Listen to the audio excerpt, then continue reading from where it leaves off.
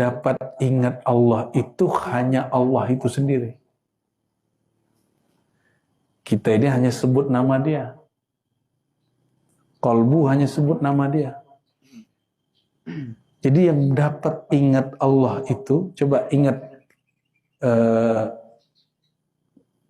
orang tuanya, bisa ingat? Baiknya hidup atau sudah meninggal, bisa ingat? Kenapa? Sudah pernah jumpa? Dulu kita pernah jumpa Allah. Pernah di alam ruh. Perjumpaan itu disebut musyahadah. Tapi ada yang ingat gak sekarang? Ketutup oleh otak ini. Maka otak ini dia harus fana dulu. Istirahatkan dia dulu. Baru nanti ruhnya ingat. Maka apabila ruh ingat, mengingatnya dengan cara tanpa cara. Maka teman-teman kalau mulai rindu kepada Allah, itu rindunya mulai guru, rindu kepada Rasulullah, baru mulai rasa nangis. Ya, orang rindu nangis nggak? Ya, pasti mulai nangis. Ya. Nah, dia nggak tahu kenapa saya nangis. Itu mulai rindu, ruhnya mulai kurang. Ya. Kita kalau ingat orang-orang yang kita sayangi, kita pasti nangis.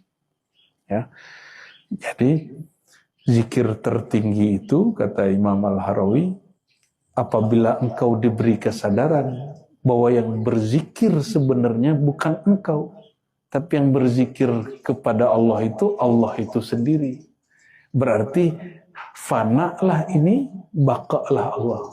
Fana'lah diri, baka'lah ilahi. Jadi yang ingat aku hanya aku, kira-kira itu.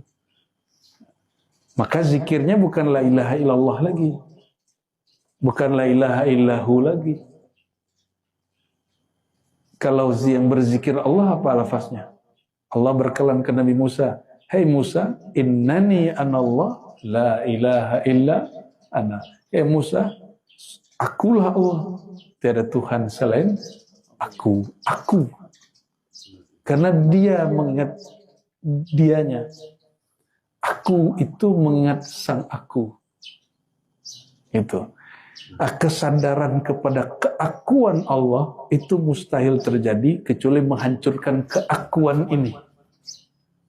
Jadi mohon maaf, mau sudah berijazah tarekat, mau udah mursyid, mau udah kata wali lah kata orang, tapi kalau masih menyisakan dalam diri ini aku yang berzikir, aku orang tarekat, aku orang hebat Nur Muhammad, aku orang berilmu, aku masih ada akunya diri ini, orang itu tidak akan merasakan zikir sang maha aku. Ya. Nah, semoga ke depan